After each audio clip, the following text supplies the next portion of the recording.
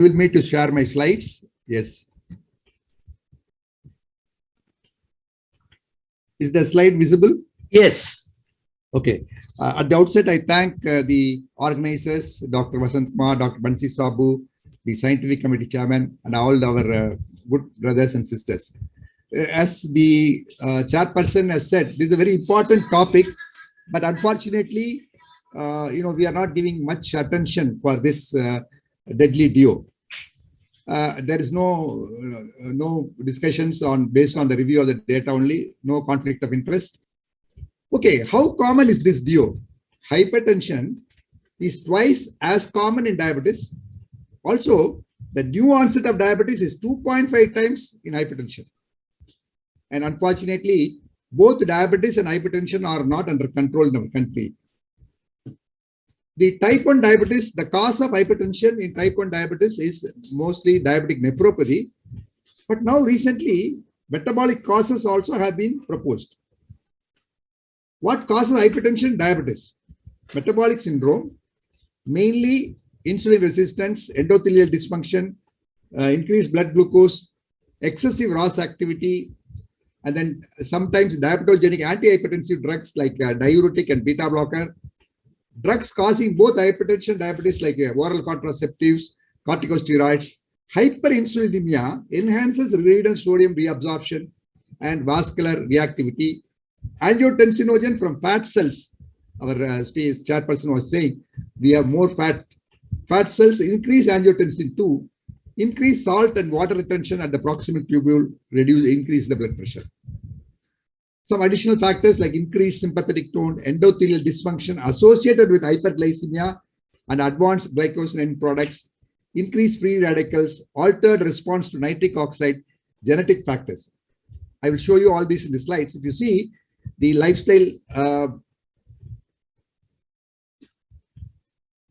lifestyle factors like diet, inactivity, stress, smoking, genetic factors, malnutrition in the early life, drugs and hormones causes insulin resistance, which causes increased angiotensin, and that produces increased aldosterone, hypertrophy of the vascular smooth muscles, thereby hypertension. Same way, the insulin resistance, unopposed sympathetic activation, stimulation causes contractility of the vascular smooth muscle, and then peripheral vascular resistance leads to hypertension. The complications of hypertension, because of both together, the stroke is 75%, ESRD 50%, CAD is 35%, retinopathy is 35%, amputations is 35%. Overall, 60 to 80% of diabetics will die of CVD particularly. And then what are the American hypertension guidelines? In adults with diabetes and hypertension, antihypertensive drug treatment should be initiated at a BP of 130/80 or higher, whereas European guidelines and our Indian guidelines say it's 140/90. And their recommended drugs is in adults with diabetes and hypertension, all first-line classes of antihypertensive drugs, diuretics, ACE inhibitors, ARBs, and CCBs are useful and effective. Class 2B evidence, adults with diabetes and hypertension, ACE inhibitors or ARBs may be considered in the presence of albuminuria. So you should not, give an open target, generalized target. You must individualize target rather than blanket advice. Consider the age, life expectancy, previous or associated comorbidities, overall treatment burden, hypotension, drug side effects, expected cost compliance, resources, patient's attitude, and support system. In simple language, lowest blood pressure which patient can tolerate without postural hypotension, compromise on critical vascular beds as well as quality of life. The strategy for management of hypertensive diabetic patients: proper blood sugar control, achieve target level of blood pressure control for diabetic patients, early detection of both diabetes and hypertension complications and manage them, as well as delay their progression, improve patients' quality of life. One important drive-home message: if somebody has got diabetes, look for BP. somebody has got blood pressure, screen for sugar, because both coexist. Also, those people are also having obesity. So these three things go together. So whenever somebody with obesity, metabolic syndrome, look for hypertension, look for blood glucose, and then monitor them, find out and diagnose early so that we can prevent the complications of both diabetes and hypertension. That is the key message. Now, in high normal blood pressure, more aggressive lifestyle measures. You see, forget about the target rate and the goal between various international guidelines. When somebody has got high blood pressure, like 130, 80, you ask them to go intensive lifestyle measures. Why? Even ordinary persons without hypertension, without diabetes, somebody should really do some lifestyle modification. Having said that, please also do not overdo things. Sometimes people who are enthusiastic, they do over exercise also, which is not good. But anyway, whenever you have any problem, consult the doctor and do exercise program according to their advice. While a blood pressure of more than 140/90, it should be treated with pharmacotherapy and achieve cardiovascular and microvascular protection. As the speaker, the chairperson said, Indians, especially South Asians, have a high risk. Even being born in South Asia itself, there is a risk factor for cardiovascular problems and diabetes. Okay, what are the lifestyle modification? Weight reduction, it definitely reduces 5 to 20 by reducing 10 kilo. When I said that, don't need to reduce aggressively 10 kgs. Even mild reduction also is good, and then gradually you can reduce. Then DASH diet. I had been listening to so many dietitians, diet advice, but none of us also follow. We said DASH diet eating, which means 3 to 4 servings of vegetables and fruits. But how many of us take 3 to 4 times of servings of fruits and vegetables? That is very important. That will reduce the blood pressure. You should have enough fruits, that will give fiber as well as potassium. Sodium restriction, physical activity, and especially TV watching. The modern risk factor is TV watching, be it a T20 cricket game or serials of so many programs in television. In fact, even television nowadays in the COVID times, don't watch TV because everywhere, get COVID. So you watch comedy, you watch, nice programs. But again, 2.5 hours, more than 2.5 hours each day is a risk factor. It's not advisable. Alcohol abstinence also very good, and stop smoking. Everything, all put together, lifestyle modification itself can reduce to 20 to 30 millimeters of mercury. Now, coming to the pharmacological therapy, antihypertensives. What is an ideal antihypertensive drug? It must decrease blood pressure, must reduce ROS activity and improve endothelial dysfunction, must prevent, improve or arrest proteinuria, must prevent and protect CAD, CKD, CHF, must be favorable on glycemic control, must improve the dyslipidemia, not worsen it, must not worsen peripheral arterial disease, must improve this here endothelial dysfunction, also erectile dysfunction, and not cause impotence, must not decrease eGFR and should not increase serum creatinine, must not raise uric acid and serum potassium. So ideal drug is this. They should have all these qualities, and it should be easily combined with other drugs, because nowadays for everything we have a combination therapy. So an ideal agent should not increase insulin resistance, well tolerated, most important, because the long-term treatment, cost effective, is very important. What is the general principle of treatment? It has been recommended that all patients should receive either ACE or ARB if there is no contraindication. Multiple drug therapy is generally required to achieve target blood pressure. When you use ACE or ARB, especially in young diabetic women, you should be careful because ACE and ARB in a reproductive age may be harmful for the fetus. So now, as I said, multiple drug therapy is generally required to achieve target blood pressure. Statin therapy should be given to achieve LDL cholesterol, even less than 700. I, being the LAI, Lipid Association advisor, we always say less than 70 is good. Then why ACE is preferred in diabetes? Because it reduces BP with minimal side effects. They have no adverse effects on lipid metabolism. May reduce blood sugar concentration by insulin sensitivity. Decreased progression of albuminuria, renal protection is there. Reverse vascular and ventricular modeling, so cardiac protection, renal protection. Progression of retinopathy is also reduced. Unique CV benefit, reverse LVH, cardioprotection, especially ramipril and perindopril. Coming to ARB, ACE and ARB head-to-head trial is not there, but evidence are growing for ARB also.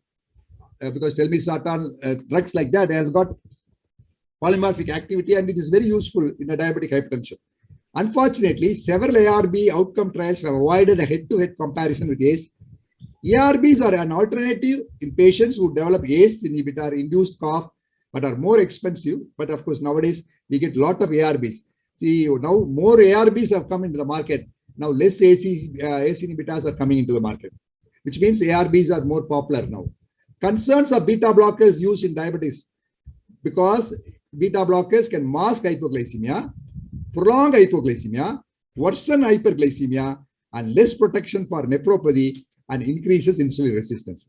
Okay, because of these side effects, there are some concerns of beta blockers, but we cannot avoid beta blocker because withholding beta blockers in diabetes with CAD doubles mortality risk. Always use beta blockers in coronary artery disease, post myocardial infarction, LV dysfunction, tachyarrhythmias, heart failure, and increased sympathetic activity. Carvedilol and bisoprolol and nebivolol are preferable. So the newer beta blockers are preferable. Of course, atenolol after the ASCOT trial, we don't advise. Atenolol and diuretic, produces diabetes. So we nowadays don't use atenolol. But these drugs, the newer beta blockers, are very useful. Then coming to the insulin sensitivity, if you see, the carvedilol has the insulin sensitivity in the beta blocker. So if at all you have to use a beta blocker for post-MI or angina, carvedilol is good because it is also increases the insulin sensitivity. Then coming to diuretics, the practical tips, what are the diuretics we used? In elderly patient, especially isolated systolic hypertension, diuretics are useful. Low dose, combine rather than increase if targets not achieved. Best combine with ACE or ARB. Avoid combinations with beta blockers. I already told you, beta blockers and diuretics should not be combined because the chance of developing diabetes is more. Avoid in previous HNK or grossly uncontrolled diabetes. Chlorthalidone if creatinine is less than 2. Loop diuretics if creatinine is more than 2. Even today, we saw one trial, the CTD is used in a person with EGFR of less than 30. They say the results are good. Indapamide may also be preferable, especially in an elderly person, especially when you have a dyslipidemia. Indapamide is the ideal drug. In resistant hypertension, in low potassium, the aldosterone antagonist should be given, spironolactone. Then coming to calcium channel blocker, it is a best add-on to ACE or ARB. In fact, worldwide, the best combination for hypertension is ARBs and CCBs. Because of the combination, the the glomeruli arterial venous dilatation happens and then less edema because of the calcium channel blocker. Long acting, but unfortunately it is not useful in proteinuria. Whereas in non-DHPS cannot be used with the BBS, especially in CAD, it may be useful in proteinuria. Other classes, including alpha blockers, may be used under specific indications such as symptoms of BPH. Now, when you use anti-hypertensive drugs in diabetes, dysglycemia, ACE and ARB reduces dysglycemia and also reduces dyslipidemia, whereas CCB is neutral. Diuretics increases dysglycemia. Beta blockers also increase dysglycemia and dyslipidemia. So whenever you give drug in diabetes, you must take care for the comorbid problems also. In fact, in diabetics with hyperuricemia, losartan may be a good drug because ARB and also reduce the uric acid. And now 2018 guidelines says, in addition, combination therapy is never recognized as the most initial treatment strategy. Even in the beginning, you should do. This is an algorithm. When the patient has got albuminuria, you give ACE or ARB. If there's no under control, add calcium channel blocker or diuretics. And then if the BP is not at goal, beta blocker can be added at the late stage. And then even if it is not under control, we can use alpha blocker and clonidine, etc. When somebody has got diabetes with CAD, the first line drug itself, you should add ACE-ARB with carvedilol. And then the rest of the things same. And I already showed you this pathogenesis of the hypertension. You can see, according to this, the ACE and ARB will reduce RAS system. And then calcium channel blocker here. And then the ACE and statin increase the nitric oxide delivery. And in sympathetic carvedilol and diuretics and aldactone in this cycle, all these things produce optimal BP. Now, the trends in uncontrolled hypertension, only 27.3 patients had both systolic and diastolic under control. This is a study in the Indian population. Now, strategies to improve diabetic hypertension: screen for hypertension, depression, anxiety, educate the patients, control cost, genetic formulary possible, then ask about adherence, decrease clinical inertia, team care, and please promote home blood pressure monitoring. When patients with diabetic hypertension, they are more worried about diabetes, not their control of hypertension. So now new ways of treating insulin resistance hold hope for counteracting both consequences and concomitant cardiovascular risk. The difficulties of managing hypertension is because of the ISH is more common, polypharmacy, glycemic control, renal jeopardy, depression, clinician inertia. Diabetes is a growing problem. Hypertension is a growing problem. Hypertension and diabetes are dying problem. Hypertension is preventable. So promote home blood pressure monitoring, home blood sugar monitoring, validated BP monitor. 3 different cuff sizes must be there. Just like diabetic clinics all over the world, hypertension clinics should be promoted. Hypertension specialists like hypertensionologists should be promoted, and never ever give up control over his diet, takes regular exercise, has time to relax, does the right toil and discharge of his duties, observes proper hours of sleep and awakening, balance in his actions and reactions, emotions and reasons, duties and rewards, conquers disease, says Bhagavad Gita. So learning is always a good beginning for health. Learning is beginning of wealth. Learning is beginning of spirituality. Thank you for your attention. I'll be happy to take questions.